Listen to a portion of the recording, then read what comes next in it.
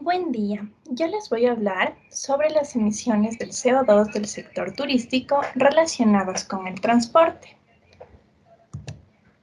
Bueno, primero vamos a hablar un poco sobre lo que es el cambio climático, el turismo y el transporte.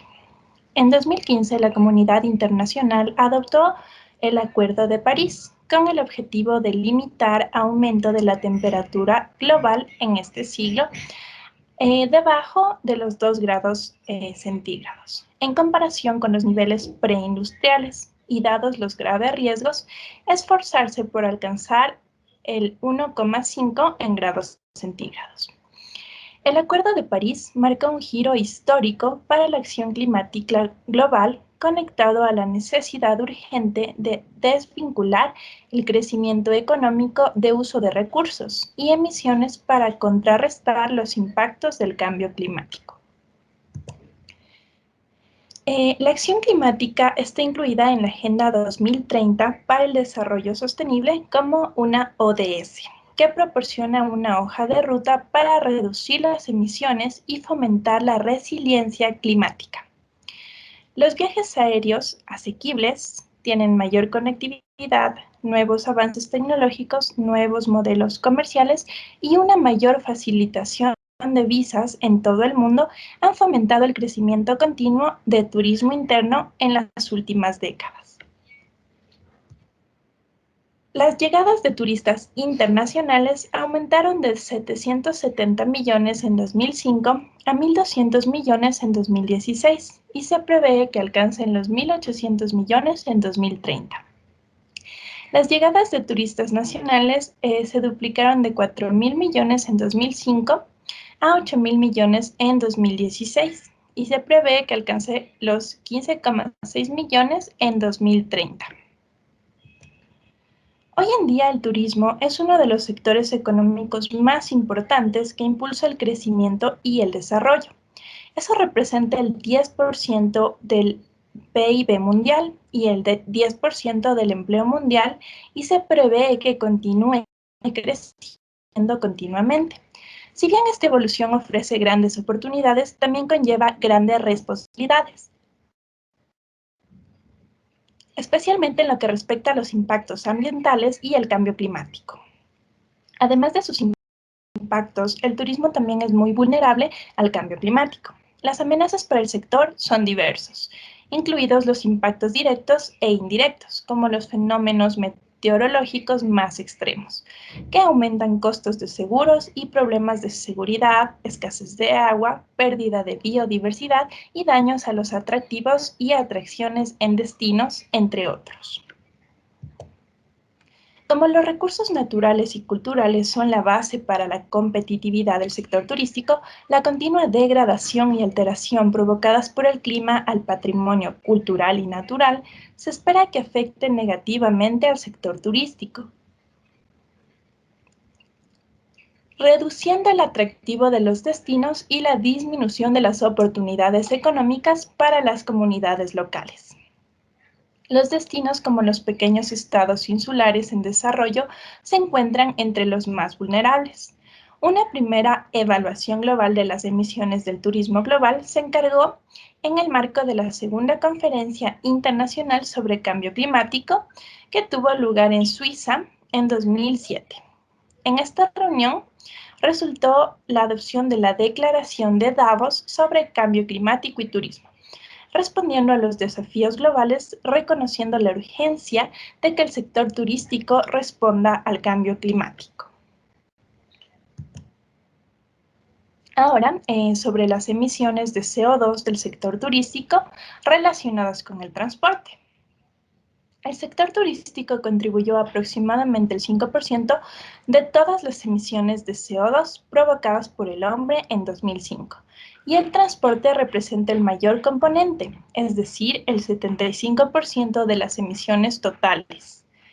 Desde entonces, las partes interesadas del turismo en todo el mundo han emprendido una variedad de acciones, pero todavía existe información pública limitada sobre las emisiones de CO2 de las empresas y destinos turísticos, y la integración de estrategias climáticas en las políticas turísticas es baja. Por lo tanto, promover la participación del sector turístico en la adopción, implementación y monitoreo de la adaptación y las medidas y estrategias de mitigación se han vuelto esenciales para ayudar a abordar el calentamiento global y garantizar la sostenibilidad a largo plazo del sector.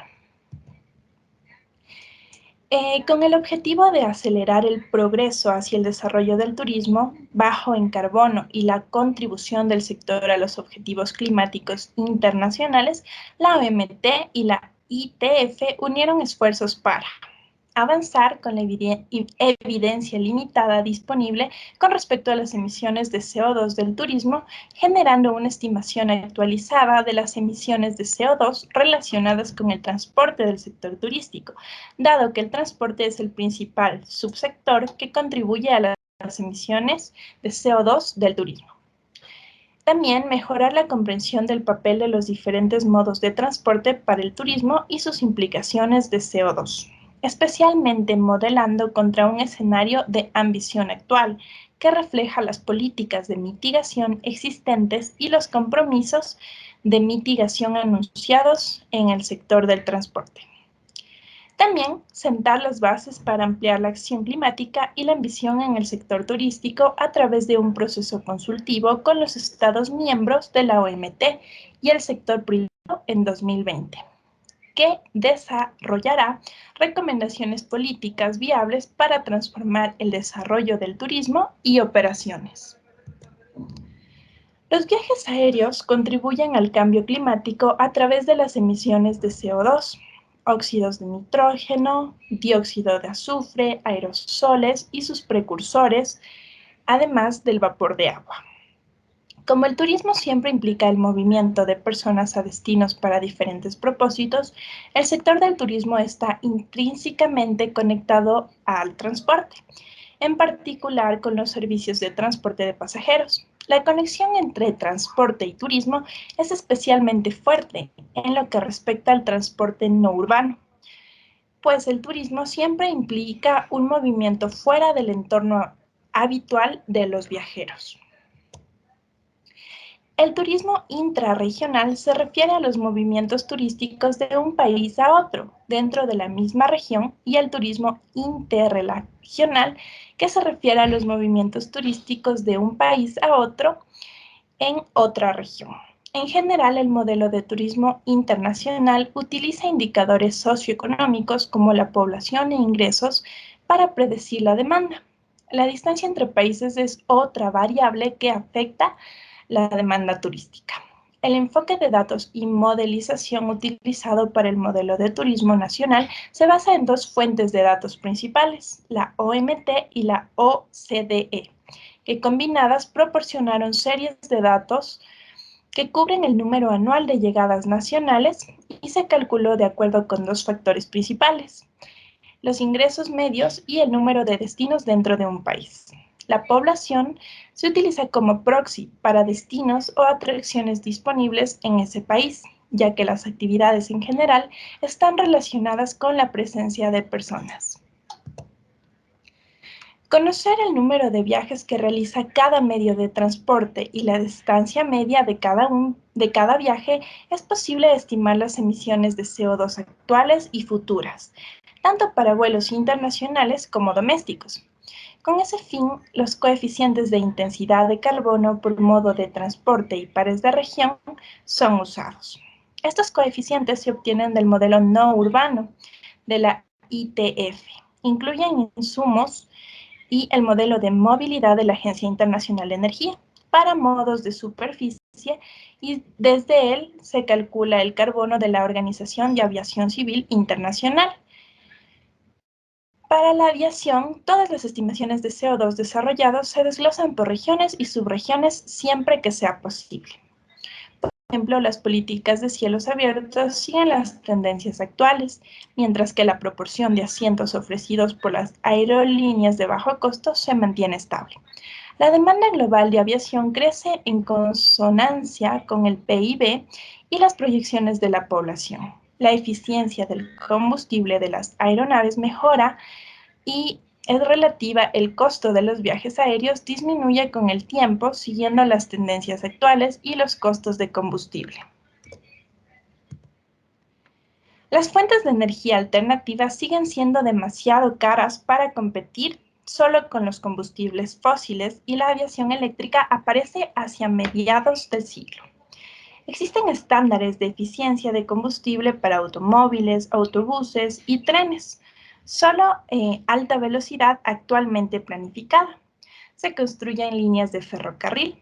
La proporción de vehículos autónomos en los viajes no urbanos sigue siendo marginal, mientras que los viajes no urbanos, compartidos por coche privado, van en un aumento marginal. El precio del carbono para cada escenario refleja un promedio global. En realidad, el nivel de fijación de precios del carbono variará entre regiones.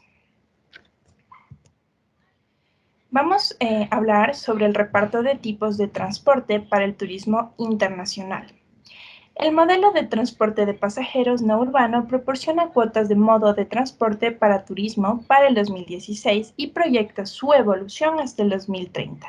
Si bien en términos absolutos los viajes en todos los modos del transporte están aumentando de 2016 a 2030, hay variaciones en las cuotas generales.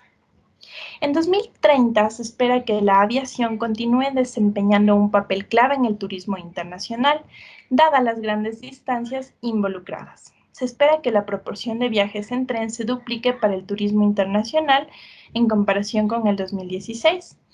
Este crecimiento proviene principalmente de Europa. Los viajes interregionales casi siempre se realizan por vía aérea.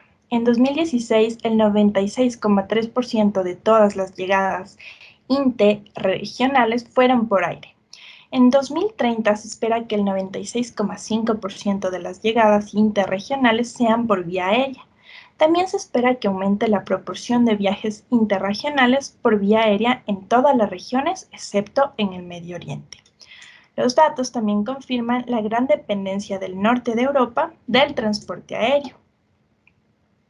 La subregión muestra la mayor dependencia del transporte aéreo cuando se trata de viajes desde el norte de Europa a Europa meridional y mediterránea, con el 93% de todos los viajes realizados por vía aérea en 2016, y se espera que el 93% de los viajes se realicen por vía aérea en 2030.